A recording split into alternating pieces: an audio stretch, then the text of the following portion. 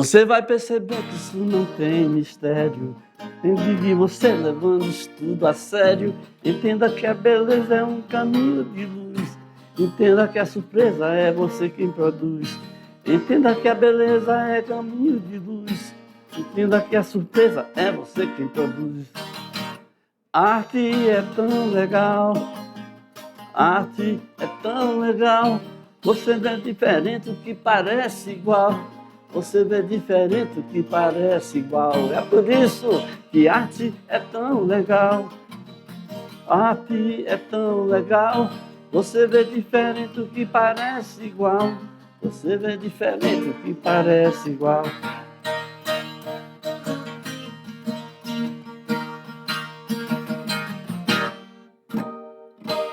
Vice, é nóis. Tá bom? Então, nossa aula de hoje nós vamos falar sobre os mais movimentos vanguardistas, né? Mais deles, que a gente já falou de alguns em outras aulas aí, mas agora a gente tem que avançar de novo. Vamos ver como é que vai ser. Vou colocar minha violinha lá na estante dela, tá bom? Vamos lá, jogar na tela aí para a gente começar a nossa aula de número 6.1. Right, man? Ok, mom? Ok, boy? Let's go! Vamos nessa! Olha aí quais são os movimentos de hoje. Você vai ter aqui, ó, o Fauvismo, Le Faubs.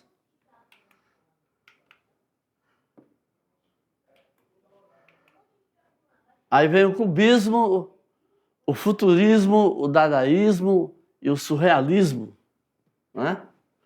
Sério, gente? Então vamos lá, vamos nessa. Aqui, ó, sublinhar aqui para vocês. Fauvismo, Cubismo, Futurismo, Dadaísmo, Surrealismo, tá? Vamos dar detalhes. Antes de tudo, vou deixar para vocês aqui uma atividade interativa, ok? É uma atividade que eu gosto sempre de, um questionamento que eu faço sempre no início da aula, e lá aí você vai ganhando elementos para responder isso aí durante a aula, tá? Então, lá no final pertinho do final, você vai ter condição de me dar uma boa resposta para isso aí, tá? Então, vamos ver aí. É uma enquete, né? Um questionamento, uma pesquisa. Qual o movimento da vanguarda artística europeia mais te inspira? Ou seja, qual é que você gosta mais, que você se amarrou, se identificou mais, tá? Aí você escolhe um aí, né? Você vai ver os movimentos, você vai se identificar, você escolhe um e aí você diz, olha, eu gosto desse movimento aqui por causa disso, daquilo e tal. BBB, bababá, caixinha de fósforo, pam, pam, pam. Tá bom? Seguindo aqui, nós vamos para o nosso primeiro... Antes mesmo dos movimentos, nós vamos ver aqui um mapa aqui, tá? Então, o surrealismo é o que é surreal, tá? Esse prefixozinho aí, o sur, significa além, né? O que está além do real. Então, não são coisas que existem na realidade, são coisas... E você vai ver como que isso aí ficou traduzido nas imagens, na música, nas figuras. Olha só esse relógio aqui derretido, né? Um dos quadros mais famosos aí, né? Eu vou dar mais detalhes depois, tá? Tem também aqui, olha, eu vou aqui para o futurismo. Tem, logo depois do surrealismo, né? Está sendo decrescente a coisa aqui, né? Você vê o dadaísmo, também tem a ver com o nosso momento atual, né? Relaciona-se ao fim da estética, a desvinculação da produção artística com aquilo que até então se entendia como arte. Foi uma desolação total esse movimento, tá? Aí tem o futurismo, que é por conta da arrancada industrialística, né? Assim, as novas tecnologias, né? É uma filosofia focada na velocidade e no ritmo acelerado da vida contemporânea, né? Aí vem também o genial Pablo, que, né, aperfeiçoou a ideia do cubismo, né?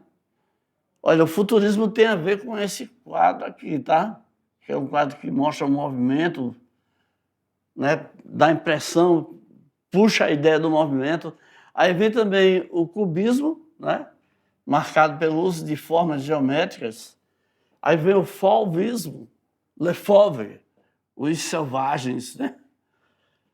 Grande liberdade de expressão das emoções artísticas e nenhuma técnica específica. Então, a coisa vai assim, tá? Vai de baixo para cima, tá bom? Primeiro foi o fauvismo, aí logo em seguida veio o cubismo, aí veio o futurismo, e o dadaísmo e o surrealismo. E aqui está já uma transformação aqui da original, da Moninha, tá? Os caras estão tentando fazer ela não ficar tão lindinha quanto ela é, mas sai fora, tá? Vou falar em sai fora? Vamos começar aqui com o fauvismo. O fauvismo foi um dos primeiros e um dos mais breves movimentos da arte moderna, tá bom? Do século XX, tendo seu auge, o seu apogeu. Lembra do pagode, né? Meu apogeu. Pois é. Entre 1905 e 1907. Deixa eu comentar aqui uma coisa com vocês. Aqui. Olha só que coisa interessante. Os movimentos, eles não acabam, tá? Os caras continuam, mesmo depois. Acho que eu vou tirar o violão um pouquinho aqui da frente. Tá bom. Ok. Mesmo com todos os aparecimentos de novos movimentos, né? Então, mas os artistas continuam lá com sua arte, com suas descobertas. Cada um que tenta puxar uma tendência, né? Uma nova corrente, ele imprime ali, ele vai aperfeiçoando as suas técnicas, as suas ideias, tá? Então, tem o fauvismo, depois vai ter outro, antes do fauvismo teve outras ideias também, né? E é assim que funciona a coisa toda, tá bom? Vamos voltar lá que eu quero falar antes disso, as invenções como o rádio, o automóvel e a eletricidade, né? Essas novas tecnologias que vão sempre acontecendo nas nossas vidas, né? O mundo, a coisa não para, o mundo não para, tá? Continua acontecendo, o homem vai se reinventando para melhorar a sua vida, né? Para se dar mais conforto. Essa é uma das ideias, né? Uma das desculpas. Então, Henri Matisse foi o líder desse grupo, tá? Mas ele teve também um amigo que também ia nas mesmas ideias, que é o Darim, ok? Matisse e Darim. Eles não usavam cores para imitar a natureza.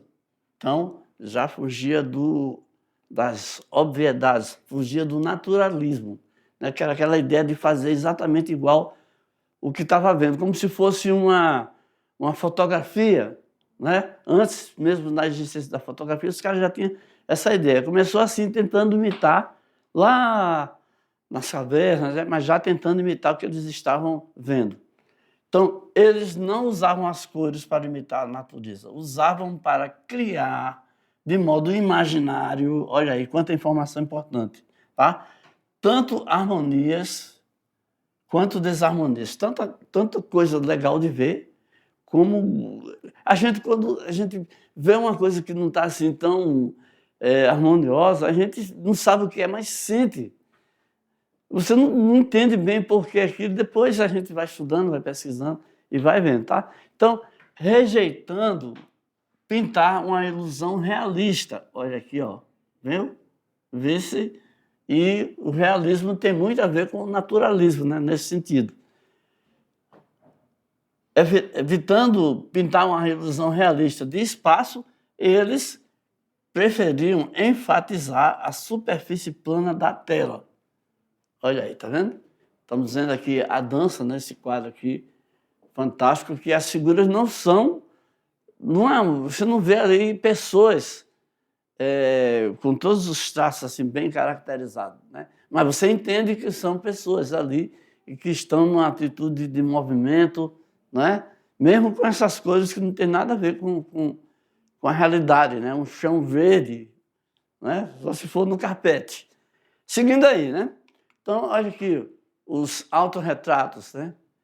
Então, esses caras receberam esses nomes, tá? Esse movimento recebeu esses nomes por causa do jornalista, né? O cara foi lá e falou, foi na primeira exposição e já falou que eles pareciam uns selvagens, umas feras, né? Porque eles não tinham técnica nenhuma, que o cara bateu com força, né? Falou feio, falou mal. Mas aí, como acontece sempre, né? Os caras continuaram e conseguiram impor a sua ideia, né? Por que chamou de Fauves? Por causa do uso das cores fortes e puras, que fugiam das regras, olha aí, da realidade. Não é não? Então, porto de pesca de Collioure, no sul da França, no verão de 1905. Henri Matisse e André Darin pintaram retratos um do outro em pleno fauvismo. Então, cada um colocou, né, as suas ideias, suas novas ideias no retrato um do outro. Né? É um retrato onde o cara não coloca assim, a realidade, né? Você não vê caracterizado uma pessoa assim, né? Mas dá para você entender quem é quem aí, tá bom? E vamos em frente. Olha que homenagem linda, maravilhosa. Meu Deus, será que ela se suicidou depois de... É brincadeira, porque isso aqui é a esposa do Matisse, né? Olha como é que ele fez o quadro da esposa dele. Me perdoe aí, estou rindo, mas não posso, né? Tem que respeitar o trabalho dos outros, né? Então, esse quadro aí se chama Madame Matisse ou A Linha Verde, né? É o retrato da esposa do Henri Matisse. O Henri Matisse que foi o principal representante a usar cores puras, chocou os mais conservadores, tá? Então, tem pessoas que não aceitam as novidades, né? E que ficam querendo dar murro em ponta de faca, ficam querendo brigar contra o vento, não é? É muito melhor você assimilar as coisas aí. Não precisa desprezar o que havia antes, mas aceita as novas ideias, não é não? A arte como produto em si mesma buscava criar suas próprias regras, independentes de padrões únicos. Então, os caras queriam mesmo quebrar os padrões, queriam fazer uma novidade, né? Vamos ver o nosso quadro lá do início, lá, a dança, né? O Matisse, né? Fez essa aqui, ó. Ó, as dançarinas, opa, já está dizendo que são mulheres, né? Todas. As dançarinas ocupam toda a tela, num padrão ritmo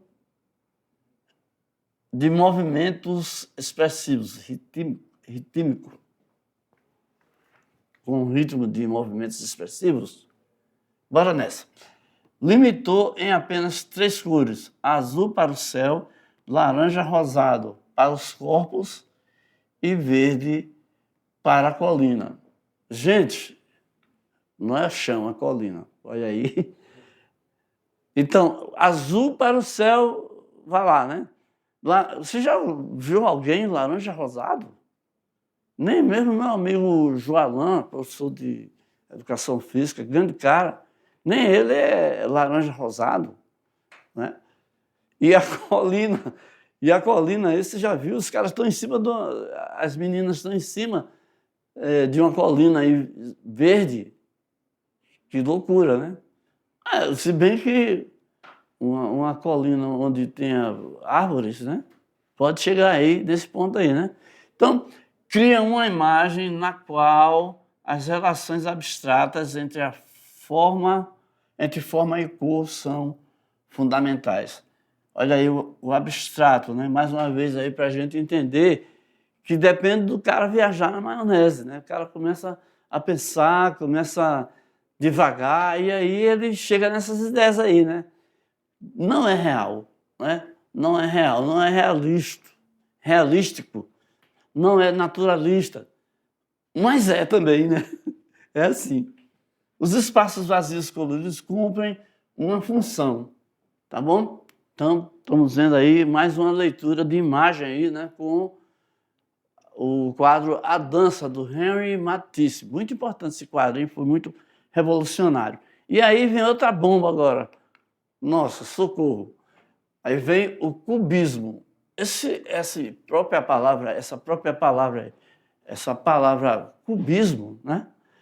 Ela tem uma coisa interessante, é porque ela já dá uma ideia da questão do movimento, né? Porque o cubo é uma figura geométrica, né? E sendo ela uma figura geométrica, ela está aí em vários dos quadros, não só cubos como cilindros, como retângulos, como quadrados, né? Quadros. E tudo isso aí é a ideia, né? Que baseou, que norteou, que deu o feedback, né? A alimentação para o cara chegar nessas conclusões aí. Vamos voltar lá. Muito interessante essa ideia, né? Muito show de bola. Voltando lá no nosso quadro, ok? Deixa eu arrumar aqui melhor. Olha só, o cubismo é um movimento artístico que surgiu no século XX já, né? Olha só, vamos aqui. Nas artes plásticas. E os principais fundadores, Pablo Picasso e o Georges Braque, tá bom? Então, olha só esse quadro aí do Picasso aí. Uma menina com o bandolim. Não é uma pessoa assim de formas naturais, assim realistas, né? Como uma fotografia. Mas dá para a gente entender que é uma garota, né? E aí, olha só as ideias, né? Como é que ele fez essa composição aí, ó? Usando cinza, preto, azul, verde e ocre, construíram imagens com visões complexas, frias e achatadas. As formas naturais eram reduzidas, transformadas em figuras geométricas, tais como cilindros, esferas e cones, aos cones também. Só que o que ele fez? Ele fez, por exemplo, o roxo, aqui tem uma parte que é quadrada, né? Olha aqui, ó. Essa parte aqui é meio que quadrada, né? Vem até aqui, né? Desculpa aí, Picasso, estou mexendo aí no seu quadro. Né? Mas aí ele foi juntando formas, compôs uma pessoa quebrando a linha assim reta, natural, né? Misturando cones com cilindros, com esferas, realmente uma ideia muitíssimo inteligente, né? Que ele chegou nessa conclusão. Picasso teve várias fases no seu grupo de pinturas, né?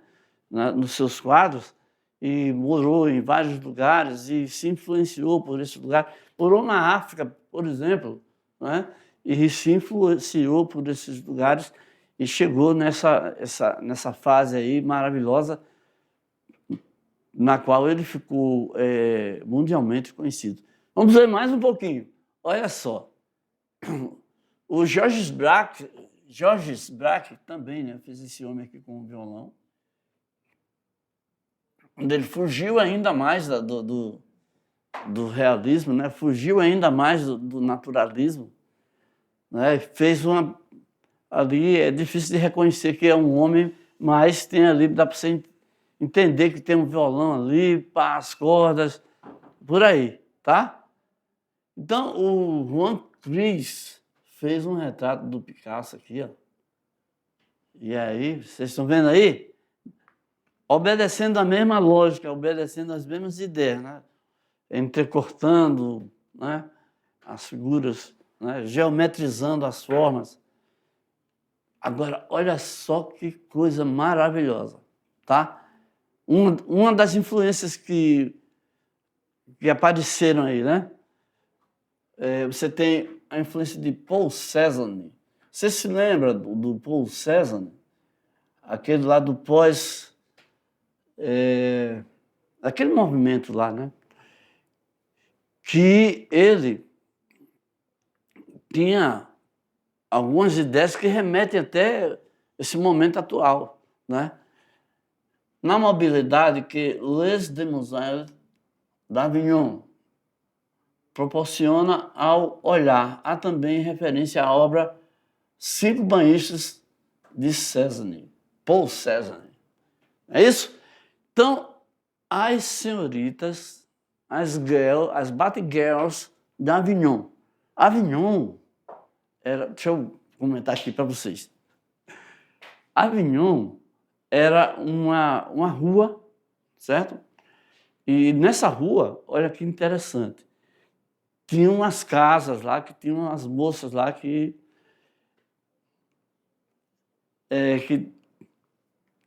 se prostituíam, vamos dizer assim, né? E essas moças aí,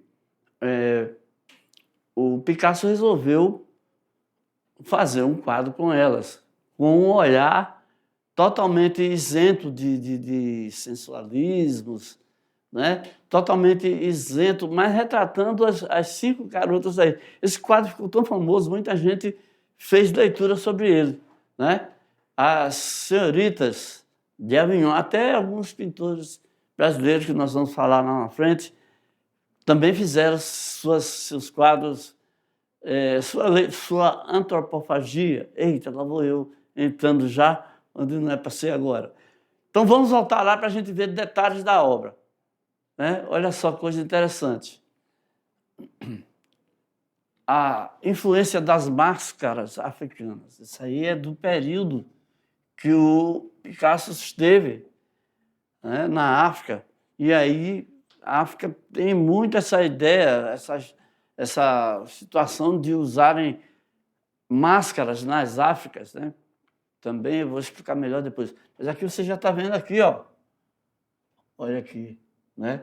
Tem algumas das meninas aí estão com máscaras, né? Ó, na figura à direita e na figura à esquerda. Eu apontei para vocês, tá? Então, a frontalidade da arte egípcia também aparece nessa figura que está sentada e na figura à esquerda, né? Assim, o rosto, o corpo numa direção, o rosto no outro, né? Que eram as regras da frontalidade egípcia, ok? Então, esmiuçamos aí as Les Demoiselles d'Avignon, né? Senhoritas da rua Avignon, e agora vamos ver uma curiosidade, né? Olha só que coisa, né? Sobre as meninas, né? Observe que Picasso inspirou-se nas máscaras africanas para os rostos de algumas das demoiselles aí, das senhoritas. Nas duas figuras centrais, a referência às máscaras é bastante nítida, né? Então vocês estão vendo aí um quadro já anterior aí, onde o cara já pegou a ideia e melhorou, né? As Cinco Banhistas de Paul Cézanne. Verdade aí? Olha só como é que são as coisas. Continuam, os caras continuam fazendo releituras, continuam visitando. Então, um movimento, alguma obra que foi feita, ele não acaba. Ele acontece e aí aparecem outros, o foco volta-se para aquele outro lá, mas tá vogando, como a gente diz lá no Nordeste. Tá valendo, né? Tá vogando. Vamos lá. Agora, vamos ver aqui Guernica, que é o quadro mais famoso, o mais festejado do Pablo Picasso. Eu preciso comentar com vocês, porque, olha só, Guernica é o posicionamento do artista frente ao horror da guerra, a denúncia do fato, né? Guernica é uma cidade em que houve um bombardeio, né? Um bombardeio covarde, as pessoas indefesas foram bombardeadas, e aí o Pablo retratou nesse mural maravilhoso aí todas as ideias de sofrimento, de perda. Vamos analisar melhor agora, olhando direto no quadro. Volta lá, por favor. Então, o Pablo Picasso aí, ó, fez esse mural que representa indignação com o bombardeio de Guernica. um ataque que levou à morte grande parte da população que não tinha nada a ver com a guerra. Então, civis indefesos, né? Realmente revoltante. Então, usando o cubismo, né? Usando essa ideia, ele compôs esse quadro onde você vê pessoas totalmente desesperadas, gritando em desespero, né? Animais também, né? Tá tudo aí e você olhando não tem como não se emocionar. E olha mais, ele usou tons branco, preto e cinza. O cara tem que ser gênio para criar, para expressar dessa maneira, usando esses recursos, né? A representação clara pelos fragmentos, clarões, figuras deformadas, desespero e violência na cena. Então, ficou aí denunciado para sempre, né? Sempre que a gente vê esse quadro, sempre que as pessoas procurarem se informar, vão ver o que aconteceu nesse trágico momento, nesse momento abominável e que, infelizmente, se perpetua não apenas, não agora em Guernica, mas no mundo onde as guerras estão acontecendo, isso continua acontecendo, né? As nações contra as nações, né? Os bombardeios, a população no meio daquilo tudo lá. Temos que falar de Hiroshima e Nagasaki também, né? Foram cidades também que foram tremendamente bombardeadas. Não é isso? Então, não quero discutir motivos de guerra. Isso não é motivo, não existe motivo para praticar uma coisa dessa com as pessoas desarmadas. Seguindo, o futurismo é um movimento aí muito interessante. O contexto histórico, o que é? A Primeira Guerra Mundial trouxe mudanças dramáticas nas noções de distância e tempo, com o advento do aeroplano, dos automóveis e das comunicações sem fio. Olha só, gente, o aeroplano é o nosso atual avião, né? Os automóveis também, e as comunicações sem fio, né? O telégrafo, o código Morse tal, e tudo mais. Então, você tem esse quadro aqui do Humberto, que é as formas únicas de continuidade, né? Eu falo assim dos pintores, parece que a gente tem uma amizade, né? Beto, né? O Beto, cara legal, cheio de ideias aí, né? Fez esse quadro aí, essa escultura aí, desculpa, com essa maneira, com essa postura aí, e que é uma pessoa que está prestes a correr, ir para frente, ir para a velocidade dos acontecimentos, caminhando para o futuro, né? Então, foi iniciado pelo poeta italiano Filippo Tommaso Marinetti, né? Essa influência dos futuristas espalhou-se depressa pela Europa com sua filosofia focada na velocidade e no ritmo acelerado da vida contemporânea, tá bom? Então, começou com a escrita, né? O cara fez uma poesia, os caras pegaram a ideia e foram transformando, tá? A escultura futurista mais famosa, né? A figura humana foi trabalhada pelo artista de modo a passar a impressão de movimento, né? A escultura está parada lá, mas ela dá essa ideia. Realmente, é verdade. Velocidade e força, né? Valores exaltados pelos futuristas. Então, para você não esquecer, aqui, formas únicas de continuidade no espaço, né? Nosso Humberto, o Beto, né? Betinho. Vamos embora. Seguindo aqui, nós temos o seguinte: o movimento artístico futurismo buscou exaltar estas transformações, negando o passado. Olha aqui, informação importante. Negando o passado, valorizando a máquina, né? A velocidade e a guerra. Infelizmente, né? Estamos vendo aqui esse quadro aqui, né? A Torre Eiffel, do Robert. Então, vamos comentar aqui um pouquinho disso aí, tá? Olha só, gente. Em primeiro lugar, a Torre Eiffel é um movimento que está em ferros, né? Está lá é conhecidíssimo símbolo do mundo inteiro, tá bom?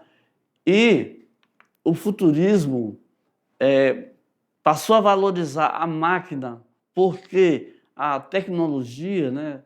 As inovações, o industrialismo, tudo isso trouxe essa valorização máquinas foram inventadas para acelerar a produção. Então, já essa palavra de acelerar aí já vai puxando as ideias de como a vida passou a ser assim mais rápida, né? Daqueles tempos, né? E infelizmente, toda vez que a tecnologia avança, é só você ir pesquisar. Toda vez que a tecnologia avança, aparecem as guerras, aparecem usos bélicos, belicistas, usos de guerra. Aparecem novas armas de guerra também usando essas inovações tecnológicas. Isso é uma lástima, né? Mas é uma realidade do nosso mundo, da nossa vida, tá bom? Então, olha aí as influências, né? Intercortadas lá. E vamos seguir, que a gente ainda tem outros movimentos aí que a gente tem que ir vendo, né? Olha aqui, ó. O dinamismo de um automóvel, olha só. Lembra aí a Fórmula 1, né? Aqui, essa captação aqui só de um momento.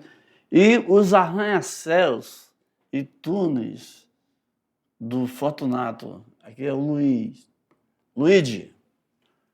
Tá? Então, cada um deles pegando essas ideias futurísticas de velocidade, de aceleração,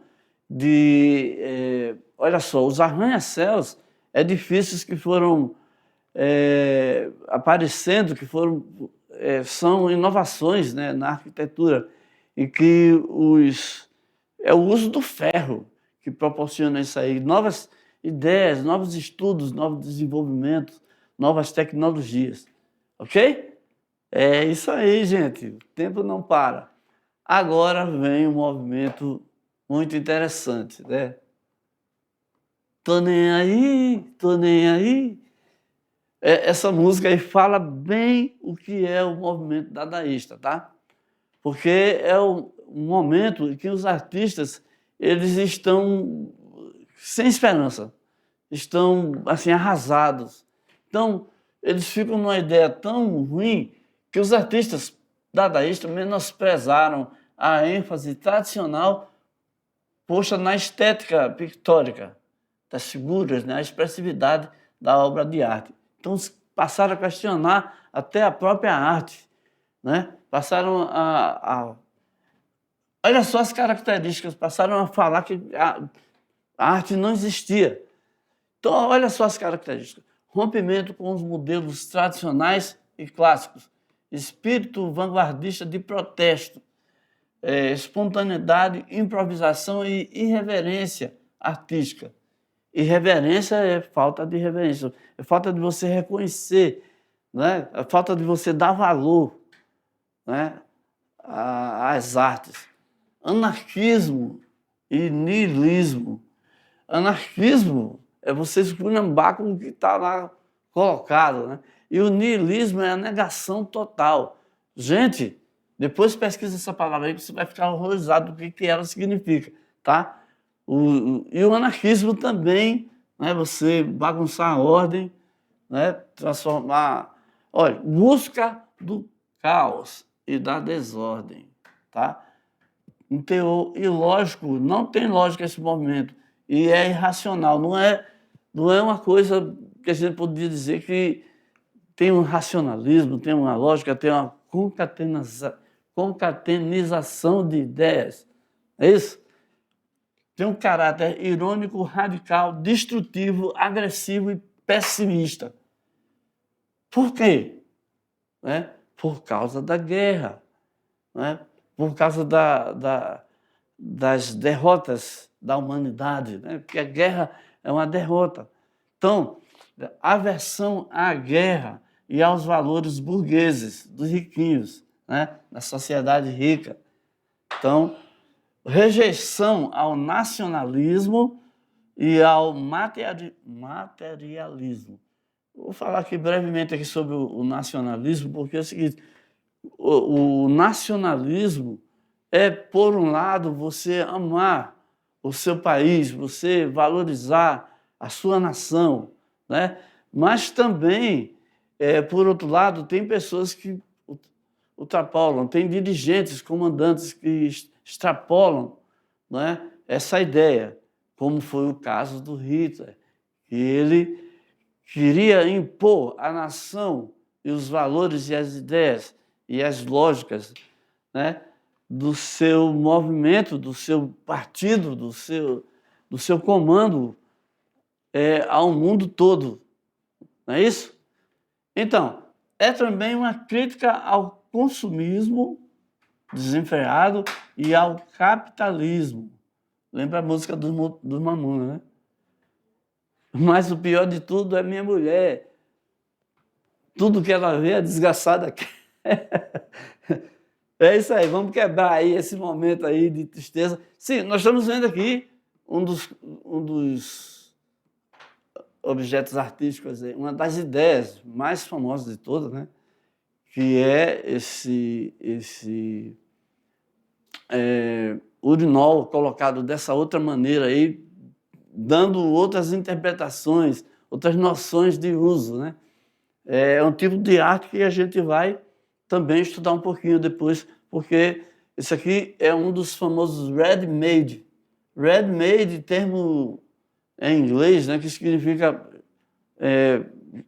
você pega um objeto que já está pronto, que já está feito, e expõe ele de uma maneira que apresente novas perspectivas de uso, né? Então, né, parece um assento, e aí vai. Depois a gente vai esmiuçar isso aí também, tá bom? Olha aqui uma coisa do dadaísmo. O dadaísmo em Berlim, na Alemanha, associou-se ao movimento dos trabalhadores e suas batalhas políticas. Haussmann começou a criar fotomontagens satíricas em 1918, como forma de protesto contra valores de uma sociedade burguesa. Então, para debochar dos novos discos, ele foi aí com essa ideia, né? Olha aqui, ó. Essa colagem aqui, né? Feita pelo Leoi Cogliatti, do Francis, né? Temos também uma litografia e fotocolagem em papel aqui do Haussmann, né? Lá do Reino Unido. Vamos seguir? Então, agora vamos comentar melhor aqui a fonte, que é um urinol de porcelana branca, considerado uma das mais representativas do dadaísmo na França. É uma ideia totalmente nova, diferente, e foi criada pelo Marcel Duchamp. Duchamp questionava o que constituía a obra de arte em uma sociedade materialista. Então, ele atacava as noções de valor material. E olha só como é inteligente a ideia dele, né? E aí, nosso último movimento é o surrealismo, liderado pelo poeta André Breton, refere-se a algo além da realidade, que buscava manifestar a atividade criativa, o universo dos sonhos do inconsciente, influenciado pela teoria psicanalítica de Freud. As características: parecerem sem sentidos e absurdas num primeiro momento, né? Elas lidam com o mistério dos sonhos, com a espontaneidade das vontades inconscientes, referências simbólicas àquilo que o ser humano não compreende em si mesmo. Olha essas figuras aí, totalmente fora do real, né? Vamos ver mais um pouco. Ó, o cisne refletindo elefantes. O grande mestre aí é o Salvador Dalí. Olha ele aqui. Teve um filme que usou essa figura dele aí, né? O Salvador Dalí. Vamos seguindo então? Temos também o Ismael Neri, né? Que ele fez o seu autorretrato. Olha que figura diferente, né? Descendente de indígenas africanos e holandeses, Ismael foi um pintor brasileiro de influência surrealista. Realmente, essas pessoas, não tem gente que tenha essa forma de rosto, né? Olha aqui uma curiosidade. O surrealismo foi um dos últimos movimentos de vanguarda do século XX. Teve expressão na literatura, nas artes visuais, no cinema, no teatro e na filosofia. E o André propunha uma nova proposta estética, onde ele rompe com a primazia da compreensão racional e faz uma diferenciação entre o sonho e a realidade, a lucidez e o delírio. Olha essa foto da Sarah Mae West, uma obra de Dalí constituída de um cômodo em que o espectador, de fato, pode entrar na obra de arte. Essa quadra está no Museu Dalí. E no Brasil, temos aqui a tela Desejo de Amor, de Ismael Neri, e nossa imbatível Abapuru. A nossa atividade, vamos lá. Olha assim. Qual foi o movimento de vanguarda europeia que mais te inspirou, né? Então você pode falar do expressionismo, né? Dando sua ideia aí, uma explosão emocional. O fauvismo também, conhecido pelas suas cores, né? Você lê aí com calma e bem direitinho, né? Temos também para você, ó, ideias do cubismo, do futurismo e do surrealismo. Beleza? Então, o cubismo revolucionou a arte ao fragmentar objetos. O futurismo exaltou a velocidade, a tecnologia e a modernidade. E o surrealismo explorou o inconsciente dos sonhos. Buscava revelar uma realidade oculta além do que é percebido na mente consciente. Tá bom? Então, o que você falar sobre cada um deles ou sobre algum deles já está valendo. Chegamos ao fim aí da nossa aula, né? Nossas referências aí. E aí espero que vocês tenham gostado. Reveja, né? Tenha uma leitura mais descansada, né? Procurando perceber tudo. Falou? Valeu, fui.